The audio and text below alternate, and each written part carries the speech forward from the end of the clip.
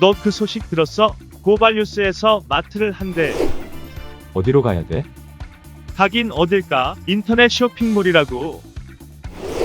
포털에서 고발마트를 검색해봐. 어마어마하게 많은 제품들이 은하계 최저가로 공급되고 있어.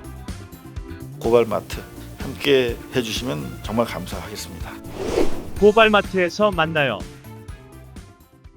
가짜뉴스 단속방 빠밤.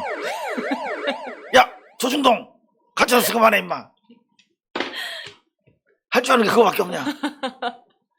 문건 최초 공개 전두환 20년 집권 계획. 와. 아 요거를 저희가 저 이거 너무 소름 끼쳤어요. 음. 전두환 20년이면은 와 2000년까지 하려고 했어요. 20년을 만약에 집권하는 게 성공을 했다면 음. 죽을 때까지 아마 계속하지 않았을까. 그러니까 네. 2000년까지 하겠다는 게 공식적인 계획이었고 네. 2000년까지 성공했으면 그때는 대한 세력이 완전히 네. 멸종했겠죠. 네. 그러면 이제 계속 종신 총독으로 갔겠죠. 음. 자, 요거부터 그냥 까고 시작을 할게요. 네. 저희가 상당히 중요한 자료인데, 과거에 일부 요게 인용이 된 바는 있어요. 광주 특위라든가 공청회에서. 근데 지금 보시는 요 문건이 88년 평화적 정권 교체를 위한 준비 연구. 이렇게 84년에 작성된 서류인데 당시 84년에는 이런 사실 옵셋 인쇄된 겁니다.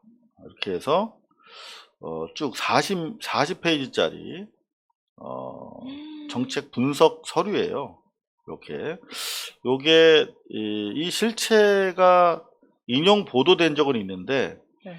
40매 전체를 이렇게 여러분들한테 사진으로 공개해드리는 건 처음인 것 같습니다. 그러니까 이 40페이지 전체 내용이 20년 동안 최소 20년 동안 장기 집권을 하기 위한 계획이라는 거잖아요. 그러니까 뭐 목차를 가지고 충분히 설명해 드릴 수 있을 것 같아요. 그러니까 이 84년에 작성된 서류인데 당시에 이제 88년 정확하게는 87년 12월 16일인가요? 대선이 있었죠. 그러니까 그 평화적 정권 개최를 어떻게 할 것인가에 대한 얘기입니다. 후계자를 육성해서 선정한다. 이런 계획을 밝혀요. 그래서 후계자의 조건은 어떻게 돼야 될 것인가. 전두환보다 나이가 적어야 된다. 그리고 대단히 민간인으로서 고분고분한 사람을 골라야 된다. 뭐 그런 얘기를 합니다. 그리고 재미있는 거는 대통령 각하의 리더십 강화. 그래서 대통령이 민정당이죠, 당시. 당시 이 여당 민정당을 강화해서 민정당 총재를 하고 88년 이후에도. 네. 그러니까 민정당 총재를 계속 주구장창 하는 거야. 그리고 후계자로 내정한 대통령. 그때 직선제가 아니었잖아요. 그냥 체육관에서 지들끼리 뽑았잖아요. 그 후계자로 뽑힌 대통령이 민정당의 부총재를 하는 그림이었어요. 그렇게 해서 계속 2000년까지 계속 민정당 총재로서 사실상 대통령을 지배하는 그런 그림을 짭니다. 그래서 여기 보면 홍보를 강화하고 개혁적 몇몇 시책을 발표하는데 제일 중요한 게 사조직을 만든다 이렇게 되어 있어요. 사조직. 사조직에 이른바 청와대 출신 비서관들을 중심으로 해서 민정당 총재를 계속하겠다는 거 아니에요? 2000년까지. 민정당 총재 특보단을 구성해서 사조직을 강화한다. 민정당을 강화한다. 이런 얘기들이 있죠. 여기 보면 신당, 이의제의를 하겠다 해서 신당을 만들어서 권한을 나눠주고 지들끼리 싸우게 하겠다. 이런 얘기. 김대중 당시 야권 후보를 미국에 있었거든요. 못 들어오게 한다. 그 다음에 삼김 문제, 특히 김영삼은 정치 제기를 못하게 하고 네. 일부 이권을 제시한다. 뭐 이런 내용들이 쭉 있습니다. 저희가 요 내용을요, 고발뉴스닷컴에 텍스트로 올려드리겠습니다. 여러분들 보시면서 정말 우리가 87년 민주항쟁이 없었다면 아직까지 전두환이 집권하고 있었을 시나리오가 준비가 되어 있었어요. 근데 이걸 어디서 작성을 했는가? 바로 그 내용을 알려드리려고 합니다. 바로 이 문서를 입수한 최영주 박사, 5.18 재단 전 연구위원이신데요. 언론사에서 이걸 만들었답니다. 여보세요? 네, 최영주 박사님이세요? 예, 네네. 아이고, 저희가 지금 88년 정권 개최를 위한 그 준비 연구라고 하는 서류를 보고 있는데요. 네, 네. 정말 이대로 실행이 됐다면 2000년까지 계속 전두환이 민정당 총재 자격으로 대통령을 부리면서 집권을 하고 있었을 것이고, 그리고 2000년 이후는 영구 집권을 위한 그런 네. 준비를 통해서 지금까지 독재가 이어지고 있을 거라는 생각을 하니까 머리가 쭈뼛 쓰네요. 일단 뭐 그런 계획을 세웠으니까요. 네. 근데 뭐 실제로 그렇게 실천되지는 않았는데 네. 또 사실상 또 전두환 정권 이후로 노태우 정권으로 이어졌으니까 결국 가해자 정권이 똑같이 이어진 거죠. 그렇죠. 사실상 예, 노태우라고 하는 예, 그게 예, 구도가 네, 네, 이런 연장선 계획대로 사실상 추진됐다고 제가 볼 수가 있는데요. 네. 놀라운 건 이게 경향신문사 사장이 당시에 경향신문 조직을 통해서 만든 서류라면서요? 맞나요? 그게 이제 저도 거기에 대해서는 뭐라고 그 확정지어서 말씀을 드릴 수는 없는데 네. 그거는 제가 알아본 게 아니고 음. 이 문건이 이제 사실은 오래전부터 이제 회자가 됐었어요. 네. 구체적인 내용에 대해서는 잘 아는지 모르겠고 하여튼 그랬는데 그 이제 여기저기 언론 취재에 의하면 전두환 씨의 무슨 지시로 네. 당시 뭐 거의 뭐 저기 오영 매체였던 경향신문사의 당시 정구호 사장이 예, 앞장서서 맞습니다. 만들었다는. 네, 정구 사장이 주관이 되고 그 밑에 경향신문에 재직하고 있는 무슨 기자들, 논설위원들 이렇게 달라붙어서 이렇게 작성한 걸로 그렇게 지금 저는 알고 있는데 네. 제가 뭐 정구호 씨나 이런 분들하고 직접 뭐 연락을 해보지는 않았기 때문에 네. 제가 뭐 추가로 네. 여쭤보겠습니다. 만약 살아계신다면요. 네, 네. 예. 근데 이거 실례지만 입수 경위를 좀 간단하게 설명해 주실 수 있을까요?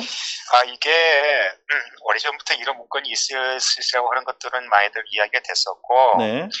88년도에서 89년도 사이 50 청문회에서도 이게 좀 잠깐 논의가 된 걸로 알고 있거든요. 네, 요런 계획을 예, 세웠고 네. 실제로 요 맨 마지막 40페이지에 보면 네. 이 같은 장기 집권 계획을 실제 구체적으로 연구하고 집행할 네. 전담반 구성이 필요하다 뭐 이런 내용이 있는데 요게 혹시 네. 일해재단으로 이어졌다는 것인가요? 그거는 뭐 이제 정권 일해재단은 이제 그 전두환 정권이 끝난 이후의 일이기 때문에 네네. 했다면은 뭐 그걸 이어졌다고 뭐 개연성도 뭐 무시할 수는 없을 것 같습니다. 근데 이거 어디서 입수하신 이게 거예요? 그래서 이제 이게 굉장히 충격적인 문건이기 때문에 네. 그 그냥 제한된 매수 제가 알고 있기로는 5매 정도를 이렇게 복사를 해서 네. 청와대에 전달을 하고 이랬다는 얘기를 들었거든요. 그런데 이 문건 작성자가 속해 있는 기관 중에 한 분이 아마 내부 고발자가 있었나 봐요. 근데 이제 그분의 이 작성자 중에 한 분이라고 하는데 그분하고도 직접 내가 통화를 해본 적이 없기 때문에 이제 정확히 알 수는 없으나 그쪽에서 나온 것만 확실합니다. 이게 1986년에 이 연구에 참여했던 어느 연구자 한 분이 네. 제가 아는 범위 내에서는 당시 서강대 교수로 있는 그 김홍명 교수라고 있습니다. 네. 정치학과에. 네. 아마 그쪽으로 이렇게 전달을 비밀리 했던 것 같고 하도 이게 엄청난 네. 내용이니까. 네. 그런데 이제 그 김홍명 선생이 아마 이 문건에 충격적이고 그래서 그 김홍명 선생님의 그 사모님이 장아질 교수님이라고 굉장히 진보적인 사회학자이거든요. 네. 예, 김대중 정부 때 노무현 정부 때 여성부 장관도 지내신 분인데 네. 그분을 또 이제 거쳐서 아마 그래서 거길 통해서 미국으로 넘어간 게 아닐까. 당시에 국내에서는 그러면 저 박사님께서 요 문건을 입수한 거는 국내가 아니라 미국에서 입수하신 거예요? 미국에서 입수했습니다. 미국에서 입수했는데 제가 이 문건을 그 미국의 UCLA 대학 네. 에 가면은 그 동아시아 도서관이라고 있어요. 네. 그 동아시아 도서관에 한국 민주주의 연구를 위한 특별 컬렉션이라고 하는 이제 아카이브 수장고가 있거든요. 네. 거기에 이제 5.18 관련 자료들이 많이 그 소장이 되어 있다는 얘기를 듣고 제가 2017년에 5.18 기념재단 연구위원 자격으로 그 동아시아 도서관에서 한국민주주의 아카이브 자료처를 뒤진 적이 있습니다. 아, 그때 발견하셨군요. 예, 근데 거기에 있더군요. 근데 그게 미국에서 받은 그 이제 미국 인권단체가 한국에서 모종의 경로를 통해서 86년도 7년도 경에 이 문건을 네. 받았고 그걸 받아서 가지고 있다가 이제 뭐 우리나라가 민주주의가 다 되고 나니까 자기들 자료처를 UCLA 도서관에다가 이제 연구 목적으로 기증을 한 모양이에요. 아, 그렇군요. 그 안에 있더군요. 근데 그 미국 인권단체가 어떤 단체냐면은 North American Coalition for Human Rights in Korea라고 아, 예, 그 영어로는 잘 모르겠고요. 예. 일단 그 정도 말씀을 네, 듣고요. 정말 만약에 우리 6월 항쟁이 없었고 고귀한 학생과 시민사회의 희생이 없었다면 정말 어땠을까 하는 그런 생각이 드네요. 그렇죠. 네네. 네, 다시 한번 저희가 요 내용과 관련해서 취재를 하고 또 여쭤볼 말씀 있으면 연락 올리겠습니다. 네, 박사님 감사합니다. 네, 감사합니다.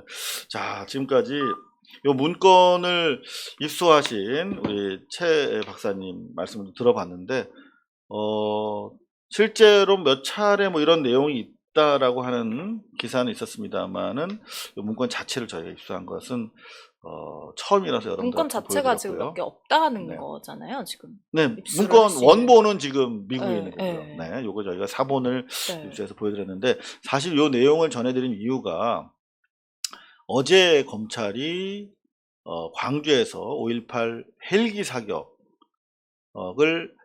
했다라고 했던 이른바 조비오 교수님의 발언을 거짓말이다라고 해서 사자 명예훼손을 전두환이 했죠. 그 전두환의 재판이 있었습니다만 징역 1년 6개월밖에 안 받았다. 더구나 그것도 구형이니까 실제로는 아마 집행유예가 나오지 않을까 싶은데요. 그런 재판 아직도 학살 책임자조차 규명이 되지 않은 5.18은 역시 현재 진행형인데 그런 와중에 2000년 이후까지 집권하려고 했었던 전두환의 야욕이 드러났다. 우리가 좀 더 관심을 가져야겠다. 이런 말씀을 드리기 위해서 가짜 뉴스로 저희가 가지고 왔습니다.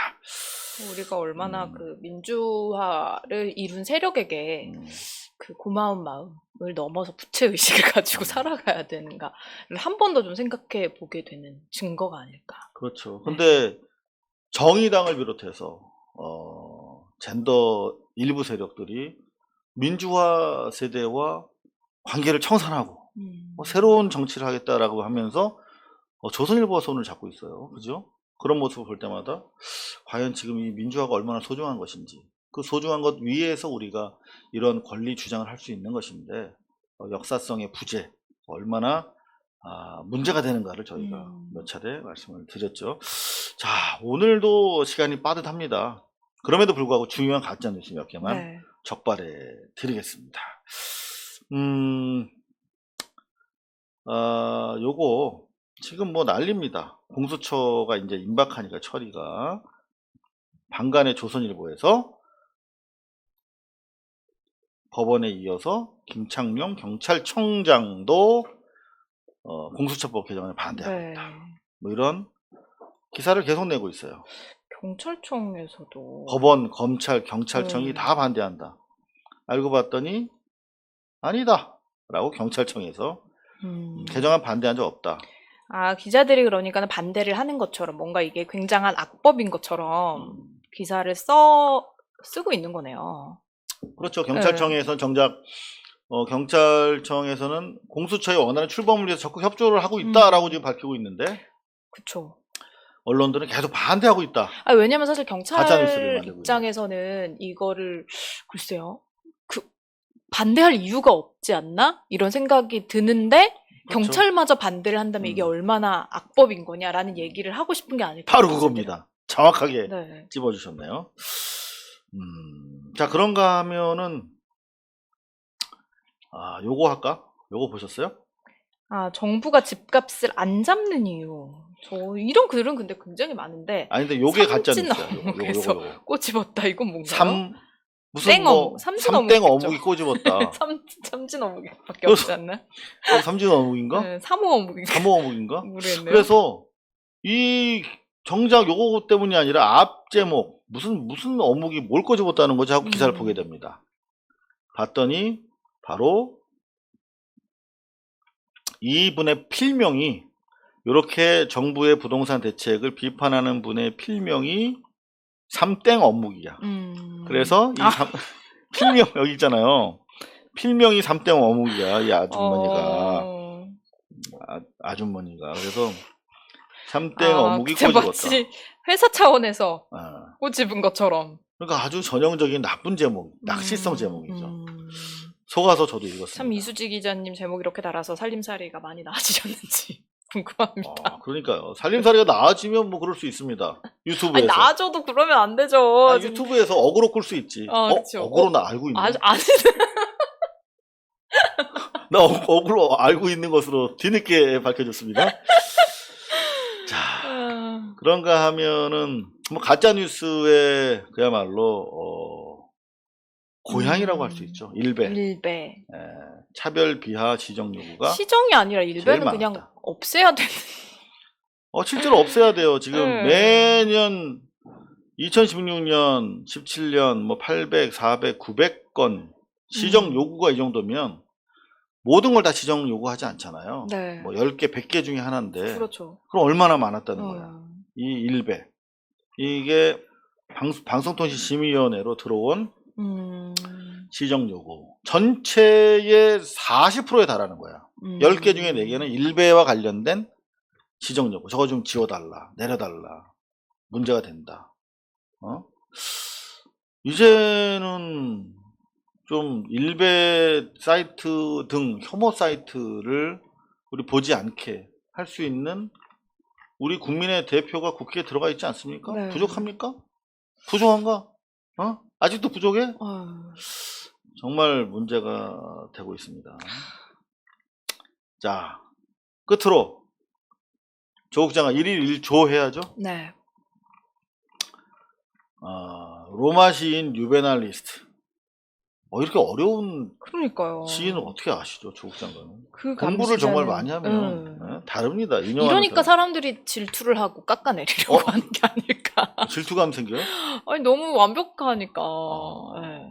남자인 제가 봤을 때 어떻겠어요? 그러니까. 얼마나 더 질투감 생기겠어. 근데 제가 2명은 용서했어요. 네, 뭐요? 잘생긴 사람을 네. 남자들은 시기하거든. 여자들도 예쁜 여자 시기하죠. 그러니까 정우성 씨랑 네. 조국 장관은 제가 용서했습니다.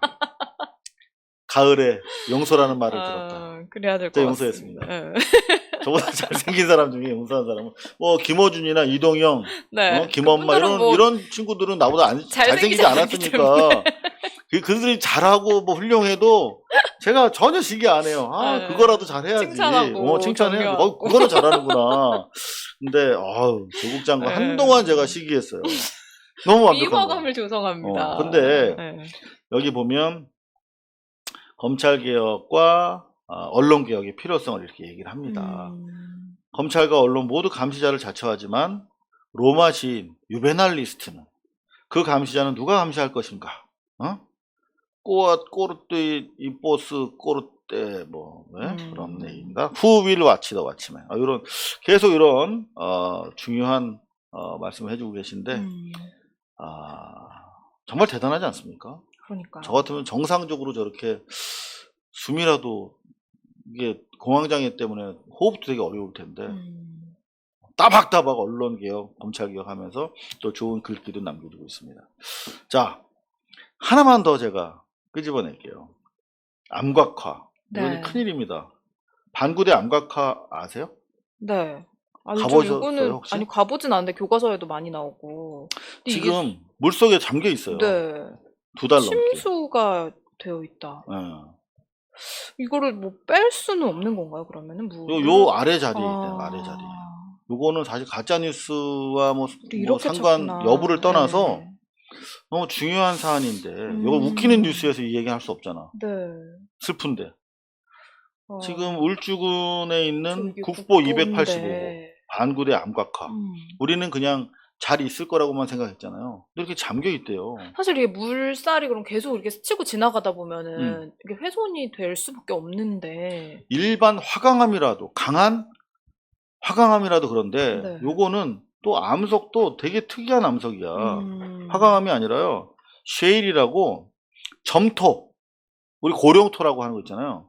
점토가 굳은 거야. 그래서 겉은 딱딱한데 속은 물렁물렁해 아직도. 그래서 이게 겉면이 훼손될 우려가 되게 많대요. 틈 사이로 물이 계속 드나들고 밖에서 이렇게 계속 씻겨나가면 지금 실제로 애초 그림보다 뭐 이게 수치로 말씀을 하시는데 언론에서는 수치로 이야기할 정도가 아니라 그냥 보면 밖에서 보면 잘 안 보인대요. 너무나 이 훼손도가 심하다는 거야. 이거 어떻게 해야 되죠? 그러니까요. 이거 무슨 뭐 세계 문화유산으로 등재를 하는 걸 추진하고 있대. 근데 등재하면 뭐해? 그때 다 지워지면 어떡해? 지워졌는데 없어. 여기 있었어요. 왜? 그러니까. 어디 갔지? 그러면은 위엔에서 왔는데. 국보가 사라지는.